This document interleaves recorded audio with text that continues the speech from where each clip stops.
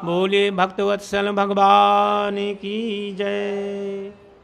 और विश्वामित्र जी महाराज राम लक्ष्मण को लेकर आज कहाँ आए? जनकपुर।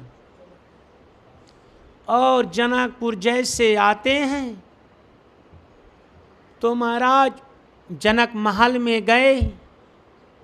भगवान राम साथ में लक्ष्मण जी, विश्वामित्र जी।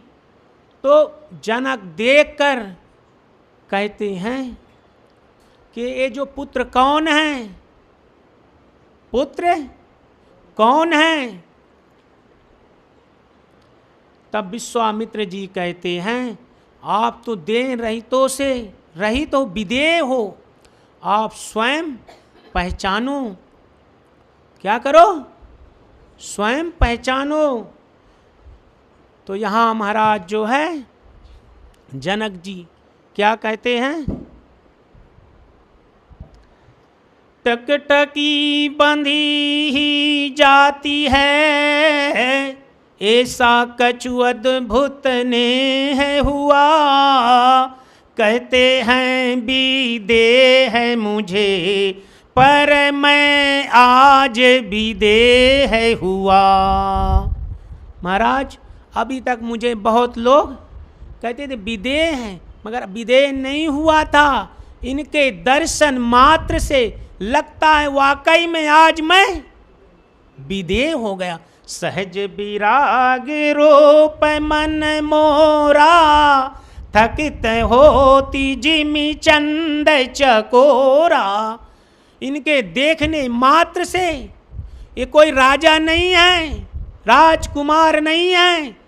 शिव जी जिसका सर्वदा चिंतन करते हैं वह साक्षात नारायण है, मेरे मन को खींच रहे हैं। और विश्वामित्र जी महाराज कहते हैं राजा जनक आपने सही पहचाना।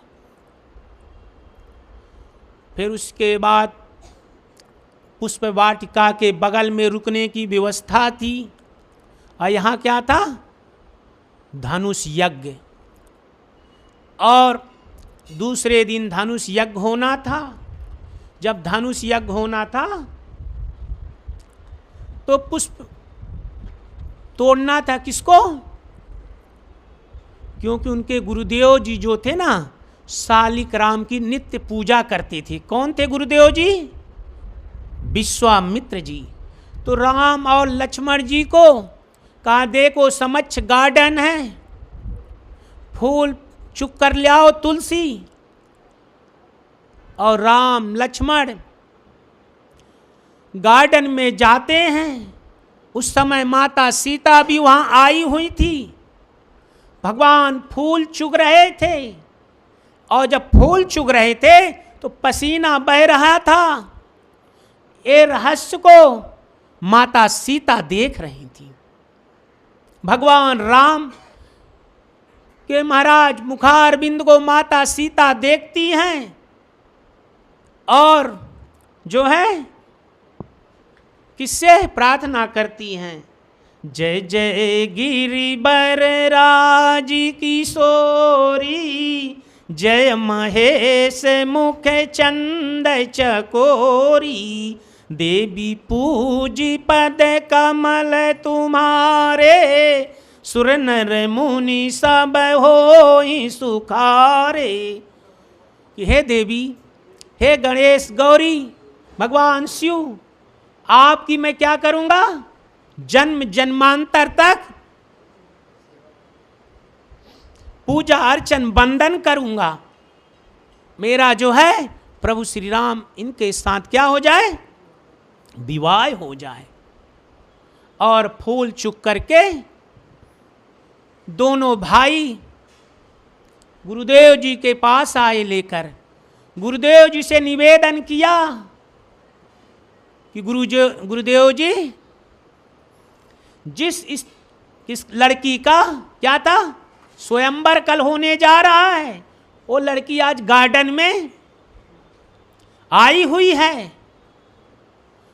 तब गुरुदेव जी कहते हैं इसीलिए तो मैं आपको भेजा था। कि भाई देख लो लड़की बराबर है कि नहीं है। और भगवान के मन में महाराज कोई कपट तो था ही नहीं। और दूसरे दिन प्रातः हुआ, धनुष यज्ञ का समय हुआ। जब समय होता है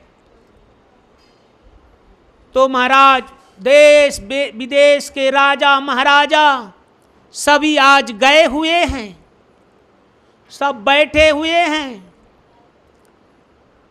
और राजा जनक मंच पे आए।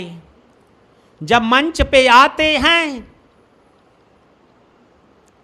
तो एक ऐलान करते हैं, सभी राजा महाराजाओं गौर से सुनिएगा। मेरी जब पुत्री 5 वर्ष की थी, मुझे 1 हफ्ते के लिए कहीं जाना था, 1 हफ्ते के लिए जाना था। भगवान का शिव का जी का एक धनुआ था, नित्य भांति पूजा 16 उपचार विधि से करता था। तो अब मेहमानी में तो जाना है तो पूजन करना पड़ेगा। तो मैंने अपनी पुत्री को ये कार्य सौंप दिया। और पुत्री दूसरे दिन पूजा के लिए गई। देखती है पिताजी कैसे पूजा करते हैं। यहाँ जो है जनक जी मेहमानी में चले गए थे, कैसे करते, कितना गंदा पड़ा हुआ है। धनुष को उठाया, साइड में रख दिए। जब रख दिए महाराज गौमूत्र, गौ के गोबर से वहाँ लीपने के बाद धनुष को उठाई, पुनः वहाँ जिस जगह पे था वहीं रख दिए। माता सीता ने भगवान की कृपा से 1 हफ्ते पूरे हो गए। जनक जी वापस आए। और जब वापस आते हैं तो पूजा का दूसरे दिन क्रम हुआ, तो गए अपने समय के अनुसार। देखा तो बड़ा स्वच्छ था वहाँ। तो महाराज चौकीदारों से पूछा कि ये कौन किया इतना साफ इधर? बोले हमको मालूम नहीं। पुत्री सीते से पूछा, बोले पिताजी कैसे पूजा आप करते थे, कितना गंदा था, मैंने हटा के विधिवत गौ के गोबर से लेपन किया, मैंने किया। बोले अच्छा। तो एक संकल्प लिए। कौन? जनक राजा। क्या संकल्प लिए? जो इस धनुआ को तोड़ेगा अपनी पुत्री का विवाह उसके साथ करूंगा। ये ऐलान कर दिए। ऐलान सुनने के बाद राजा का एक क्रम बनाया गया कि भाई पहले कौन जाएगा, पहले कौन। तो एक राजा उठा, पहले महाराज दुपट्टा बांधने लगा, बांधा, थोड़ा एक्सरसाइज करने लगा कि फुर्ती आ जाए। और धनुष के समक्ष जाता है। धनुष को जैसे उठाने लगा, उठाने की तो बात छोड़ दो, हिला नहीं पाओ, गिर पड़ा। समझ गया महाराज, सर से जो है पसीना निकलने लगा। शर्म के मारे वापस आके अपने स्थान में बैठ गया। अब दूसरे राजा की बारी है, वो भी वही करने लगा। तो पहला वाला कहता है ये आपकी एक्सरसाइज कुछ काम नहीं बनने वाला, बहुत बजनी है। दूसरा किया, तीसरा किया। महाराज ऐसे करके जो है एक नहीं सभी राजा एक साथ धनुष को हिलाने लगे। हिलाने तक नहीं पाए कि हिल जाए। अब क्या किया जाए? एक इमरजेंसी मीटिंग किए कि फिर से एक बार कोशिश करो सब मिल करके कि हिल जाए जो है धनुष, हिलने की तो मात महाराज छोड़ ही दो। सब चुपचाप क्या किए, बैठ गए। अब यहाँ महाराज जो है राजा जनक मंच में खड़े होके कहते हैं, हे दीप दीप के राजागण, हम किसे कहें बलशाली हो, हमको तो प्रतीत हुआ पृथ्वी वीरों से खाली है। हे दीप दीप के राजागण, किसे कहें हम बलशाली हो, अब हमको प्रतीत हुआ पृथ्वी वीरों से खाली है। मिथिलेश्वर का भाषण सुन लज्जित नृपगण सभी हुए, मैथिली कुमारी को निहार नर नारी सारे दुखी हुए। आज वहाँ के नर नारी सब सीता जी को देखकर दुखित होने लगे। तब वहाँ महाराज कौन थे, लक्ष्मण जी, शेषा अवतार रघुवीर राम जी के होते, अनुचित वाणी कह डाली है, यह वज्र शब्द से लगते हैं पृथ्वी वीरों से खाली है। क्या कहते हैं, रघुवीर राम जी के होते, ये दशरथ जी ने राम जनक जी ने अनुचित वाणी कह डाली है। ये शब्द क्या है, वज्र जैसे लगते हैं, धरती जो है वीरों से खाली है। और महाराज शेषा अवतार ने कहा, त्याग कर कहता हूँ आदेश तुम्हारा पाऊं, तो धनवा क्या यह विषाद सारा ब्रह्मांड उठाऊं। यदि रघुवीर जी का, रघुवेंद्र सरकार का क्या करूं, आदेश मिल जाए ना भगवान राम का, तो पूरे ब्रह्मांड को उठा लूं। थल को जल कर दूं, जल को थल कर दूं, लाऊं उतार कर तारों को, सुरमे की तरह पीस डालूं पृथ्वी और पहाड़ों को। थल को जल कर दूं, जल को थल कर दूं, लाऊं उतार कर तारों को, सुरमे की तरह पीस डालूं पृथ्वी और पहाड़ों को। फिर क्या कहते हैं लक्ष्मण जी, फिर धनुष से पुराना घिसा पिटा किस तिनका सा, सैकड़ों कोस ले दौड़ूं इतना तो बल उंगली में।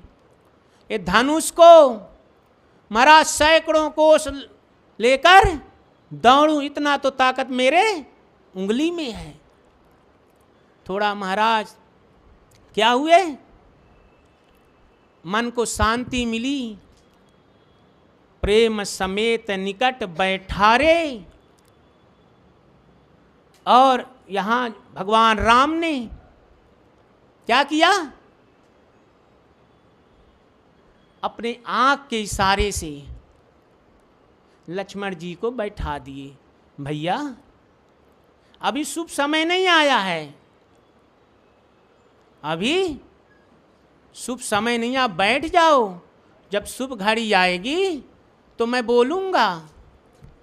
और महाराज यहाँ राजा राम राजा जनक थोड़ा तसल्ली तो हुई, और उसके बाद जो है फिर से समय देखा और उठहु राम भंजहु भव चापा, मेटहु तात जनक परितापा। हे राम अब उठो, वो शुभ बेला आ गई है और धनुष को तोड़ो, जनक जी के शंका का समाधान करो। और गुरहि प्रणाम कीन मन माही, जैसे धनुष के पास आए भगवान राम तो अपने गुरुदेव जी को प्रणाम किया। जब उठे थे तो विश्वामित्र जी को प्रणाम कर उठे थे। तो उनके गुरुदेव जी कहाँ थे? अयोध्या में। तो वशिष्ठ जी को मन मन में प्रणाम किया। प्रणाम करने के बाद जनक कुमारियां देखती हैं, क्या देखती हैं कि ये लड़का तो कितना अच्छा है। माता सीता को एक रहस्य याद आ गया, पुष्प वाटिका का, जिसके फूल तोड़ने से पसीना गिरे वो क्या धनुष तोड़ सकता है क्या? आज गणेश जी महाराज से क्या करती है माता? प्रार्थना करती हैं, हे गणेश जी महाराज, जब ये धनुष को उठाए ना उनके हाथ में आ जाना। और यहाँ भगवान की कृपा से सभी वहाँ की कुमारियाँ अपने अपने इष्ट देव से प्रार्थना करती हैं कि हे इष्ट देव, कुलदेव, ग्राम देवताओं, ये बालक के हाथ में आ जाना ताकि ये धनुष टूट जाए। भगवान राम ने क्या किया? धनुष को उठाया और तोड़ दिया। किसी ने नहीं देखा और सब कोई फूल की क्या करने लगे? वर्षा करने लगे। मैं कहीं हे तू करो अभिमाना, त्योरो चाप गणेश गोसाई। मैंने नहीं तोड़ा, गणेश जी ने तोड़ा है। मैं किसके भांति महाराज बड़ाई करूं? और जो आपने समझ रखा था कि इतना वजनी है, मुझे तो ऐसे लगा नहीं। और यहाँ विश्वामित्र जी कहते हैं कि अब पुत्री को लेके आओ जनक और वरमाला पहनाओ। और यहाँ पुत्री को लेकर के जनक जी आए, हाथ में वरमाला थी माता सीता के। भगवान सोच में पड़ गए, बिना पिता के कैसे विवाह करूं? और तब वहाँ से महाराज विश्वामित्र ने पूछे क्या हुआ? बोले गुरुदेव, बिना पिता के विवाह कैसे? और गुरुदेव जी ने निमंत्रण पत्रिका